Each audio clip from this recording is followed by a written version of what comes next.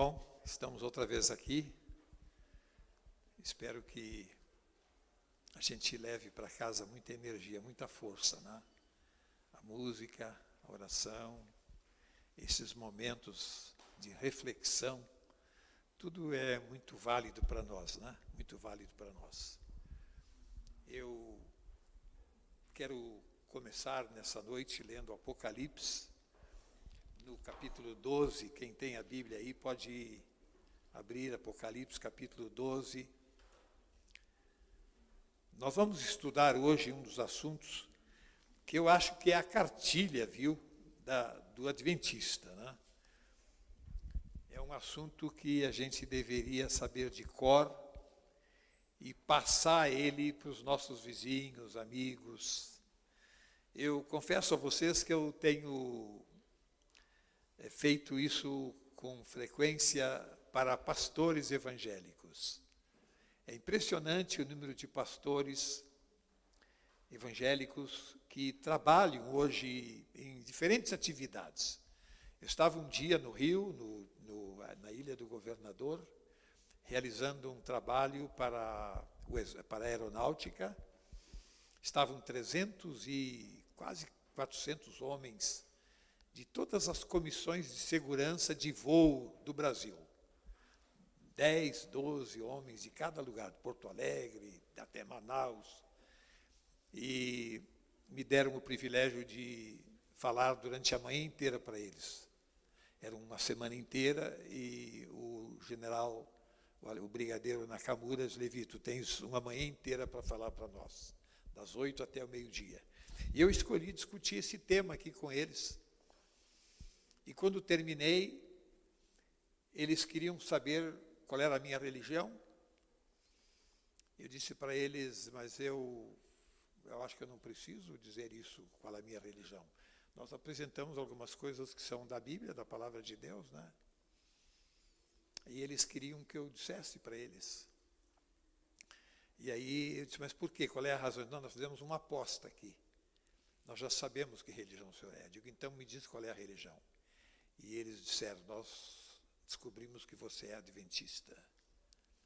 Porque a mensagem que está aqui na Bíblia, que vamos estudar hoje, é uma mensagem especificamente pregada pela Igreja Adventista.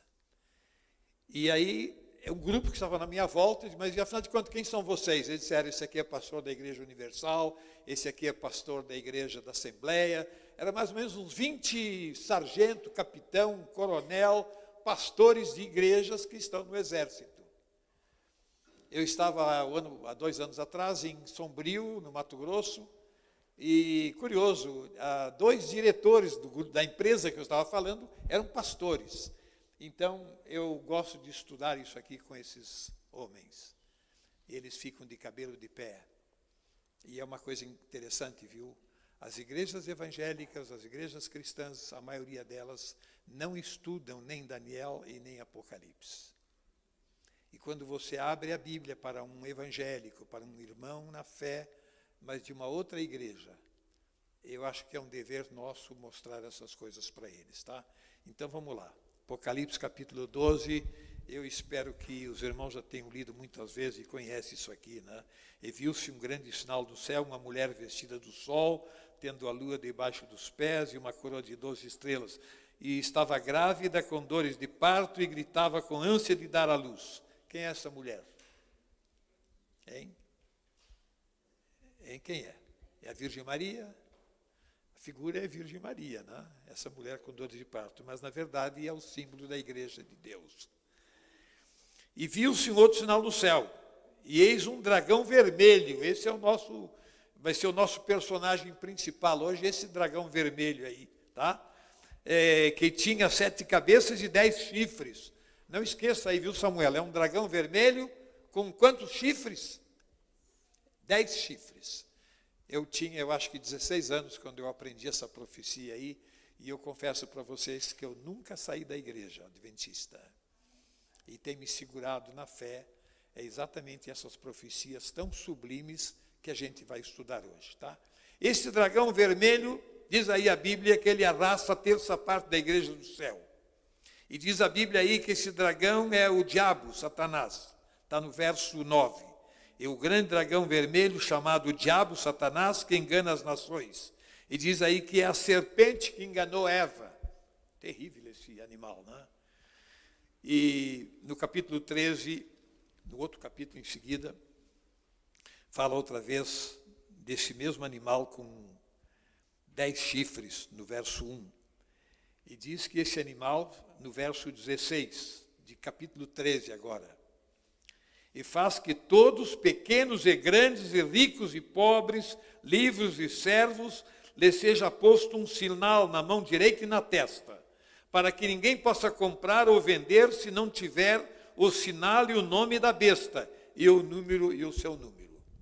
Aí está a profecia que muita gente lê, e muitos não leem, mas sabe que existe, e muita gente fala, até filme já teve sobre isso, né? A marca da besta. Tá? Que marca é esta, hein, pessoal? Será que é um chip que vão colocar na mão da gente? Ou vão colocar na testa da gente? Que marca é esta? Hein?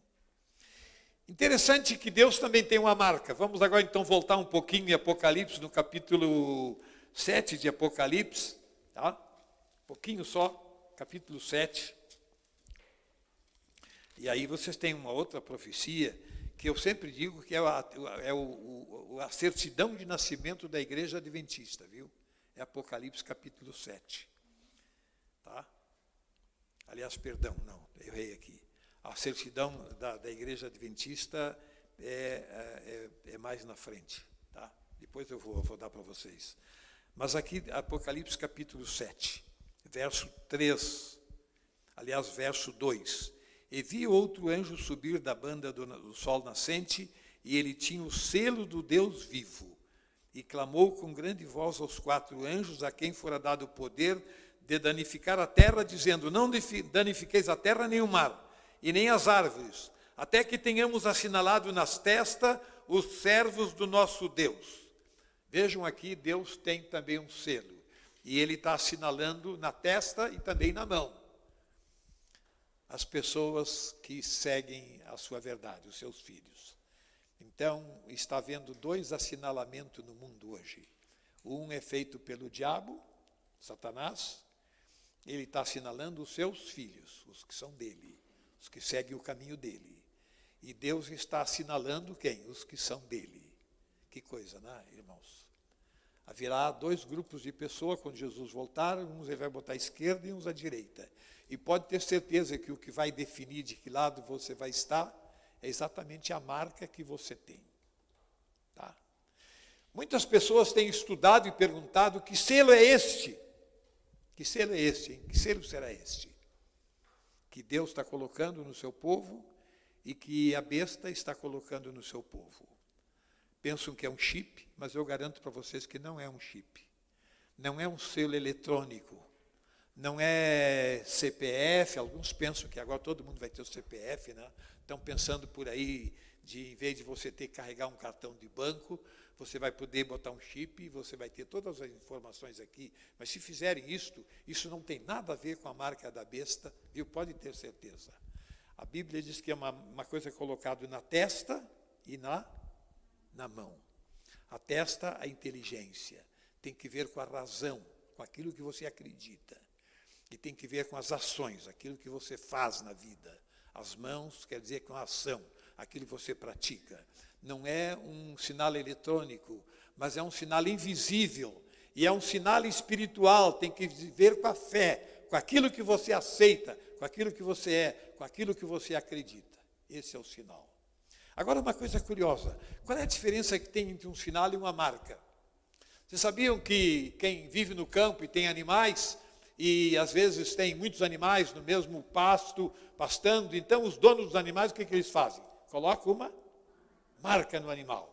Eu me lembro quando o meu avô, ele marcava o gado dele, os bois, os cavalos, né? E ele esquentava um ferro e ficava marcado no animal.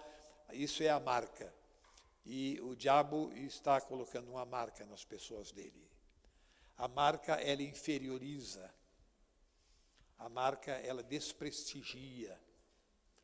ela torna você proprietário, aliás, é uma posse de alguém que é o proprietário.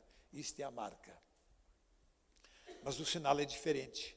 O sinal dignifica, dá identidade, ele personaliza a pessoa. E Deus está colocando nos filhos deles um sinal. Esse é meu filho. É como se você tivesse um anel no dedo, né? Você é um príncipe, você carrega o anel do rei na sua mão, né? O que Deus está colocando nos seus filhos é um sinal que dignifica. É uma diferença muito grande isso, viu? Muito grande. Bem, mas e qual é a marca de Deus, então? Qual é a marca de Deus? Vamos lá para o livro de Ezequiel. Ezequiel, capítulo 20, e no verso 20. Esse verso, eu espero que vocês tenham marcado já na Bíblia de vocês, né? Tá? Alguém quer ler para nós, quem já encontrou? Ezequiel 20, verso 20.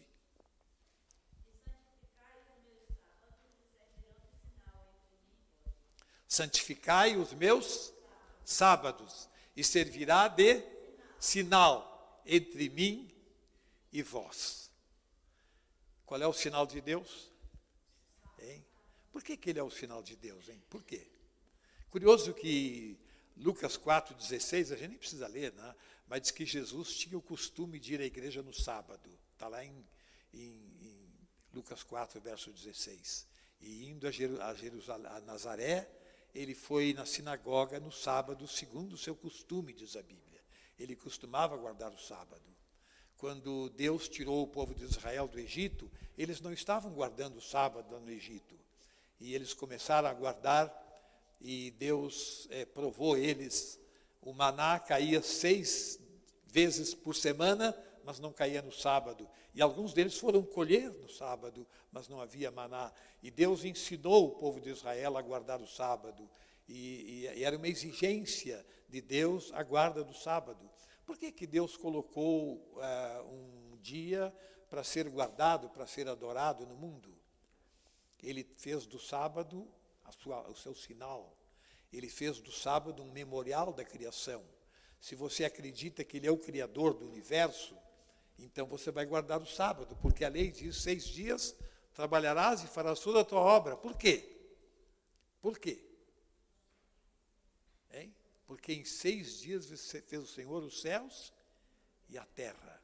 O sábado é o sinal do criacionismo, da soberania de Deus no universo é o sábado. E é por isso que no livro de Isaías diz que os salvos na nova terra irão adorar a Deus no sábado, de um sábado até o outro. O sábado se tornou para nós hoje um ponto de distinção.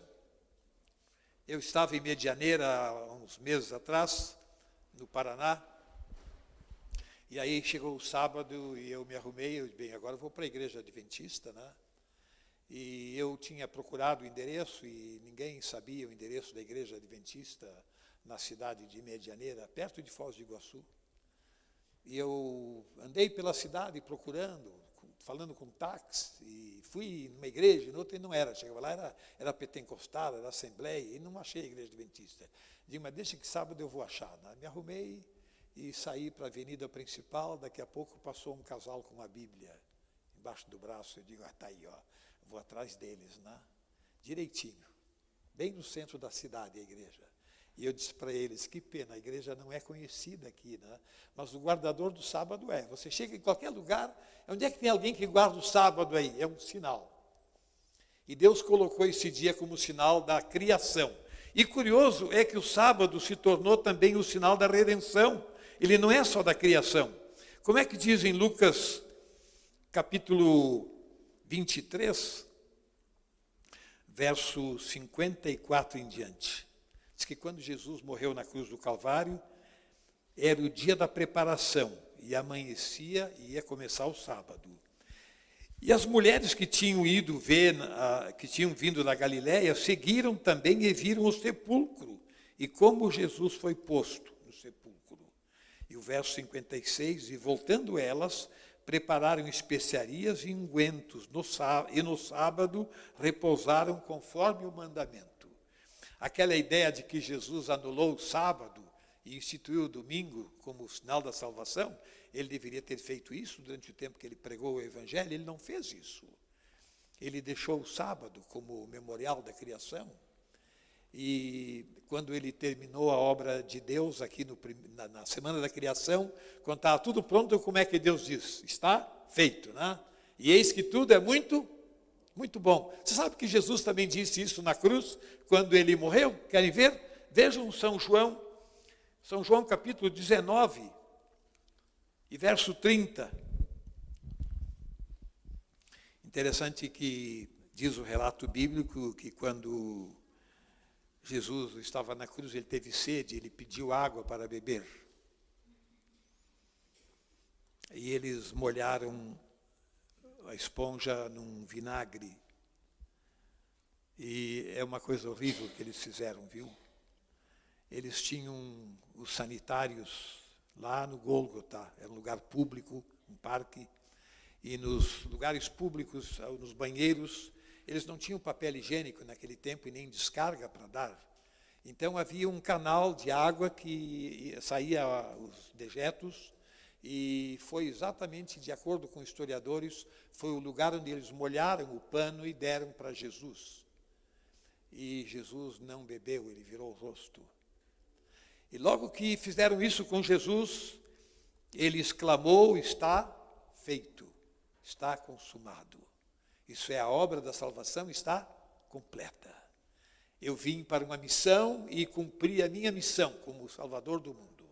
Naquele momento, a salvação do homem estava completa. Deus havia pago o preço do resgate. Os que guardam o domingo, eles dizem o quê? Guardamos o domingo em homenagem à ressurreição de Jesus, é isso que eles dizem. Guardamos o domingo em sinal da ressurreição de Jesus. Mas o que salva o pecador? É a ressurreição de Jesus ou é a morte dele na cruz? O que salvou? É a morte na cruz.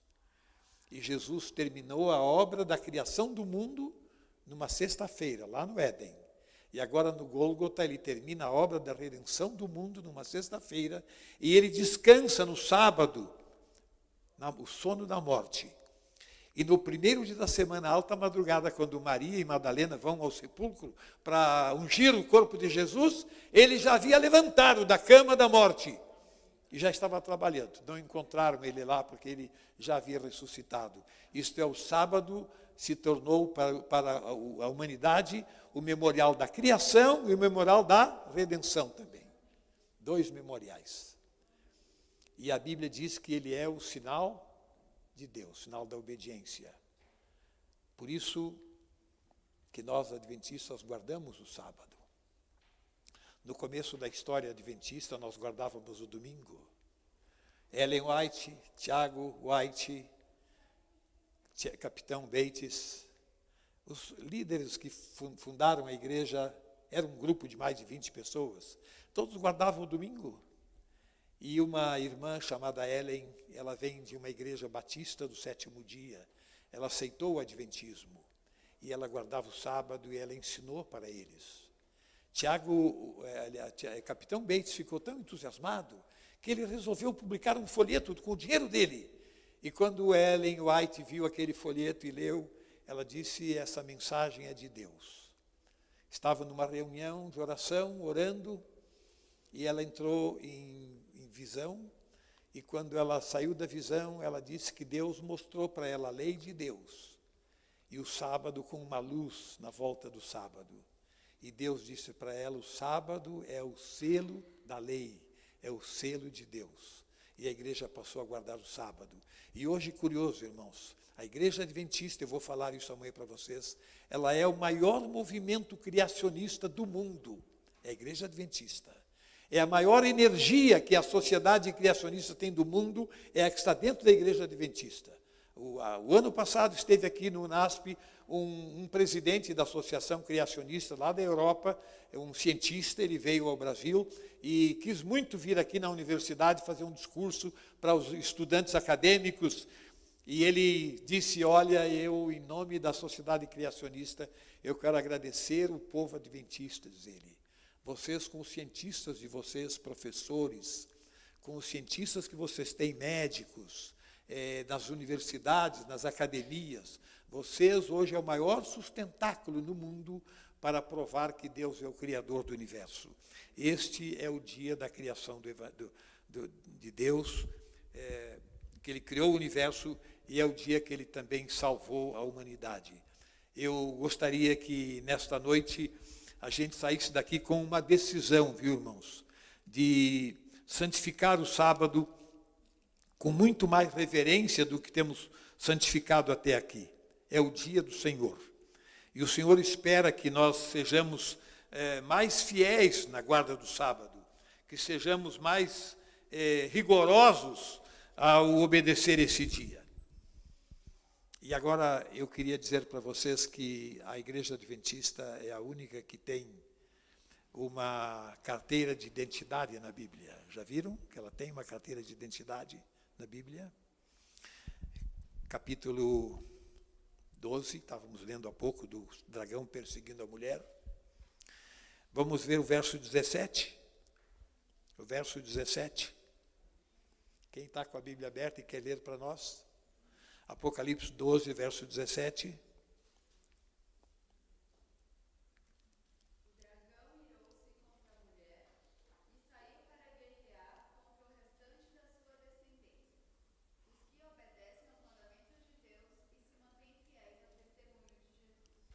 Vejam, aí está a identidade do povo de Deus na terra. Não é só a Igreja Adventista, viu? E pode ter certeza que Deus tem mais filhos fora da Igreja Adventista do que dentro da igreja. O alto clamor, Apocalipse 18, quando o anjo gritar, sai dela, povo meu. Bilhões de pessoas sairão das igrejas populares do mundo para se unir a um povo de Deus. E haverá um só rebanho naquela hora. Essas pessoas hoje estão lá estudando. Aqui em São Paulo havia um bispo chamado Bispo Rossi, não sei se alguém se lembra o nome dele. Na eleição do Papa Francisco, ele foi a Roma, ele era um dos candidatos ao Papa. Esse homem, ele recebeu a visita de um amigo dele, adventista, e ele foi na biblioteca desse arcebispo, não me lembro agora o primeiro nome, sei que ele é Rossi. E ele chegou lá, ele mostrou para ele todos os livros da Ellen White na biblioteca dele. Todos os livros de Ellen White. Só que estavam todos com o dorso virado para a parede, para ninguém saber que livro era. Dizer, eu tenho esses livros aqui escondidos. Ninguém pode saber que eu tenho isso. Se souberem, eu serei morto. Ele sabia disso tudo. O compromisso é que nem na maçonaria, né? Se você rejeita, se você sai, vai contar segredo, então, de uma hora para outra você morre. E curioso, ele foi a Roma, e quando ele voltou de Roma, ele morreu misteriosamente aqui em São Paulo. Deus, ninguém sabe por quê.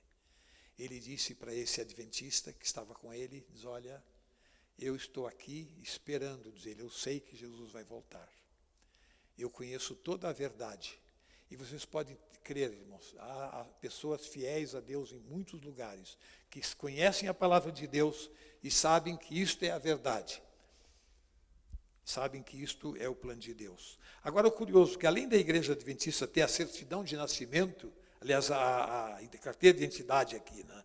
O povo que guarda os mandamentos de Deus e tem o testemunho de Jesus. E o que é o testemunho de Jesus? Hein? O que é? Quem é que sabe? O que é o testemunho de Jesus? Hein? Exatamente. O testemunho de Jesus é o espírito de profecia.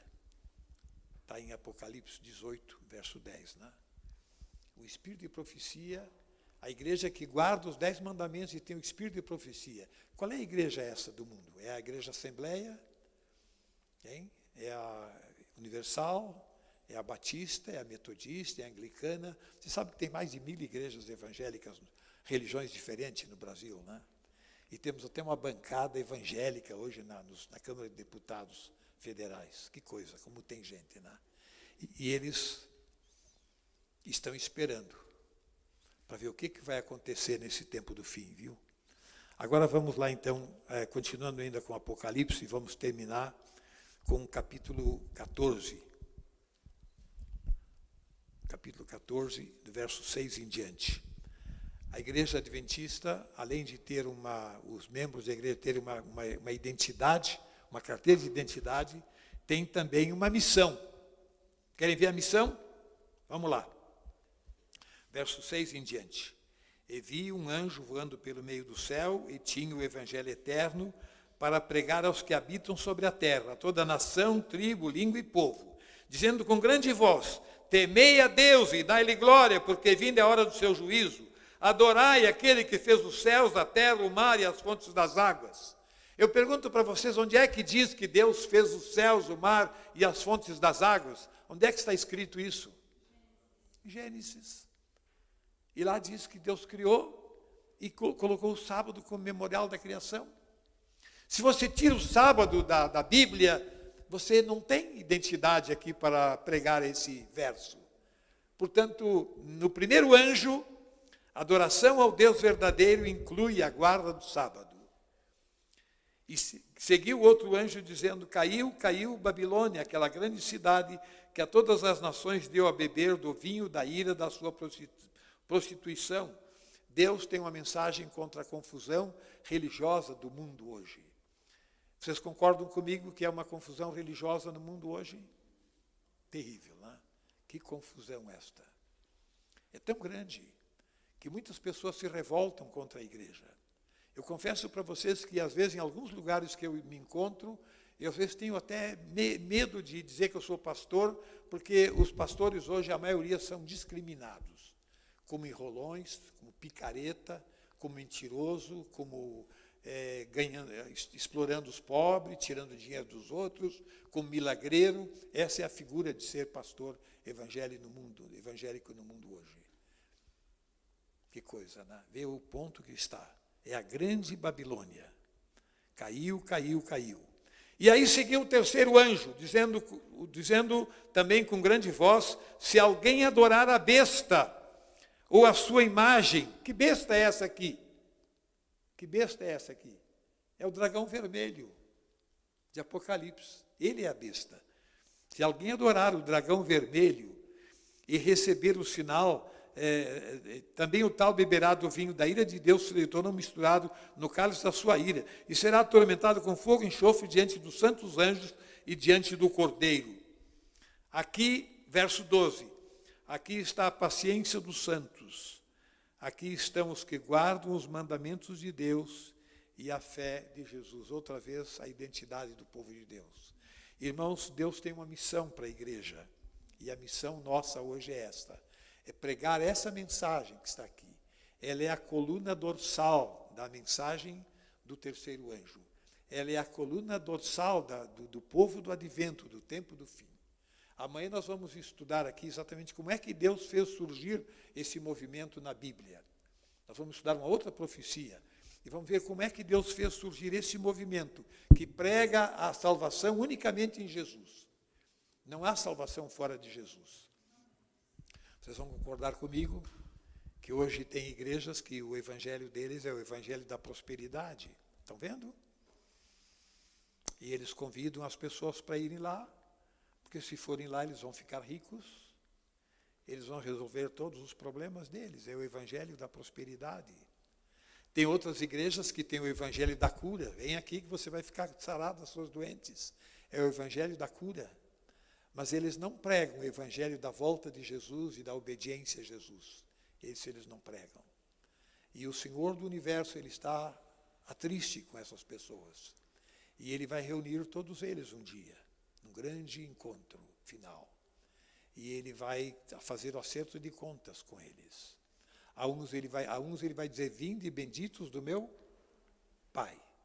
E a outros ele vai dizer: afastai-vos de mim, malditos para o fogo eterno. E quando eles disserem: mas Senhor, nós em teu nome fizemos maravilhas, e o Senhor Jesus vai dizer para ele: apartai-vos de mim, vós que praticastes a iniquidade. Sabe o que é iniquidade? É desobedecer a lei de Deus. É profanar o nome de Deus. E eu queria concluir esse nosso encontro com uma passagem que está no fim da Bíblia, bem no finzinho. Vamos lá? Apocalipse, capítulo 22. Apocalipse, capítulo 22,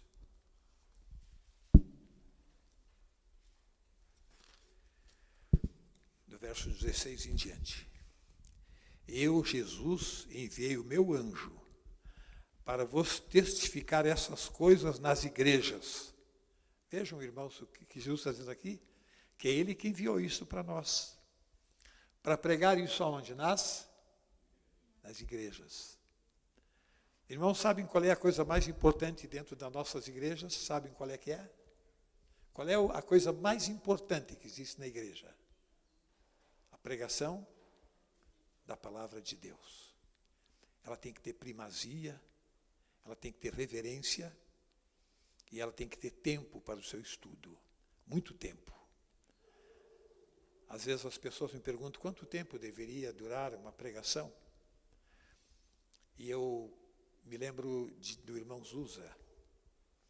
Eu fui pastor numa igreja, eu tinha muitos problemas nessa igreja, porque o povo tomava chimarrão.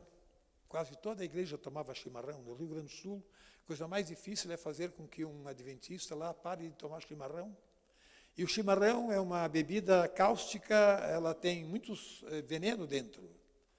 E é um estimulante. E a gente prega para eles pararem de tomar chimarrão, mas eles continuam tomando chimarrão escondido. E tinha um irmão que não sabia ler nem escrever, ele se converteu para a igreja adventista e nunca quis aprender a ler. Mas era um grande pregador do Evangelho, ele decorou a Bíblia quase, o irmão Zusa. Ele se dedicou à colportagem e era o campeão de venda de livro, e ele só vendia um livro, O Conflito dos Séculos, só esse livro. E era o homem que mais vendia livro no Brasil, o irmão Zusa, mas não sabia ler. Mas era um pregador do Evangelho, e o diabo tinha medo dele. Quando havia alguém possesso e pediam para a gente ir lá orar, se podia, eu levava o Zusa comigo. Porque o diabo tinha muito medo dele, era um homem consagrado. E um dia ele chegou na minha igreja, e eu contei para ele a situação, e ele disse, Levi, nós temos que orar a Deus, e temos que experimentar o poder de Deus. Quando a gente experimenta o amor de Deus, a gente vence. Ele falava tudo errado, mas era um grande pregador. Eu disse para ele, só vai pregar sábado para nós aqui então. E ele foi pregar, sábado. O culto começou mais ou menos às 10h30, mais ou menos às 11h ele começou a pregar, e ele pregou até o meio-dia, meia hora. Quando chegou o meio-dia, ele perguntou se alguém tinha nenê em casa para dar mamadeira, se alguém tinha idoso para alimentar, podiam se levantar e ir embora para casa, porque o sermão ia continuar. E ele continuou até 1h. Ele continuou até 1h30. E ele continuou até as 2h. E todo mundo ficou na igreja. Às 2h eu nunca tinha visto a choradeira, o arrependimento e o poder de Deus se manifestando. Quando a palavra de Deus é aberta, ele não sabia ler, mas ele conhecia os versos de cor. E ele citava os versos e contava histórias de poder de Deus na pregação do Evangelho. E o povo ficava preso, amarrado, ouvindo a palavra de Deus. Às 2h nós fomos embora para casa, mas às 5h era para todo mundo voltar outra vez. E, irmãos, aí foi o grande milagre, às 5h, quando o pessoal começou a chegar à tarde, trazendo as cuias e as bombas do chimarrão. E ele encheu um saco de cuia e de bomba na igreja. Houve um reavivamento na igreja quando a palavra de Deus foi aberta e estudada. Eu espero que os irmãos adotem esse sistema aqui também. Leiam mais a Bíblia, deem mais valor à Bíblia. Ela é a palavra de Deus quando é aberta e com oração, os milagres vão acontecer. Foi o próprio Jesus que mandou escrever isso. E aqui está dizendo que ele mandou o anjo dele para dizer essas coisas para nós. Enviou o seu anjo para que seja pregado nas igrejas. Olha aí, ó. E no verso 19, e se alguém tirar qualquer palavra do livro desta profecia, Deus tirará a sua parte da árvore da vida e da cidade santa que está, na cidade santa, que estão escritas nesse livro. Aquele que testifica estas coisas diz, certamente cedo venho. Ora, vem, Senhor Jesus. A graça de nosso Senhor Jesus Cristo seja com todos vós. Amém. Vamos ouvir a música final?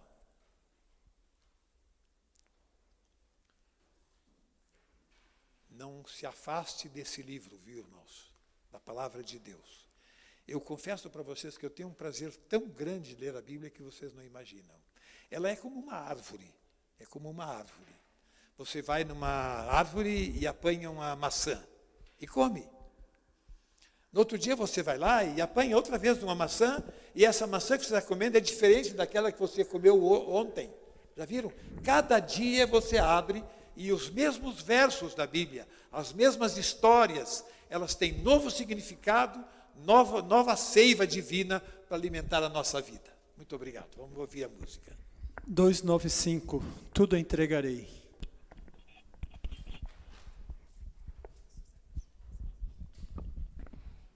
Vamos nos colocar de pé?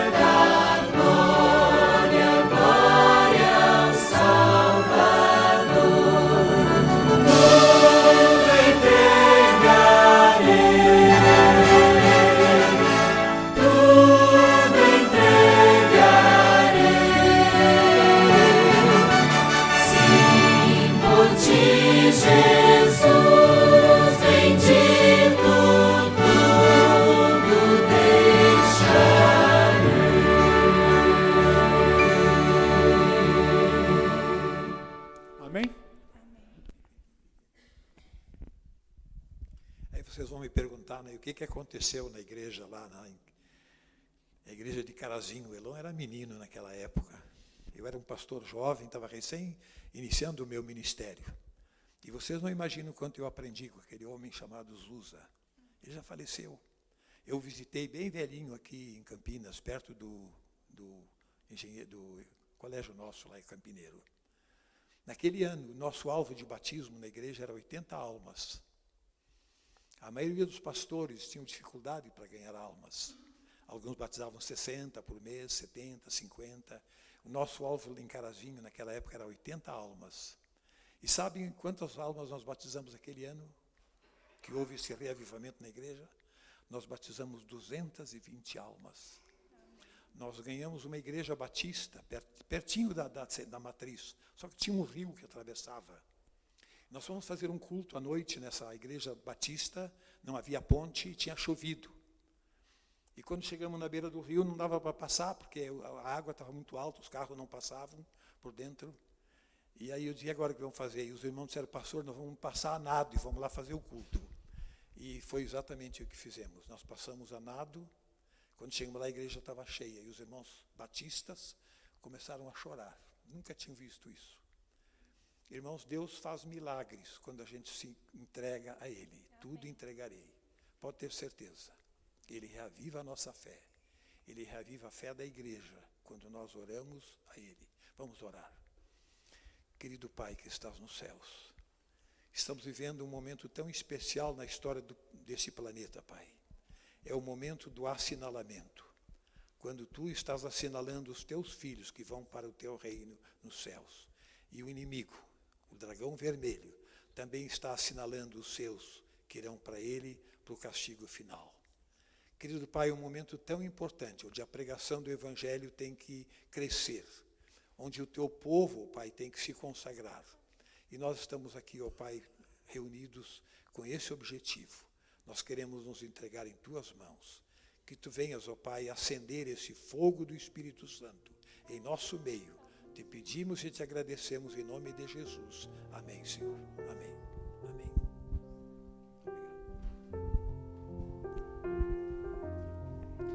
Que Deus abençoe a todos.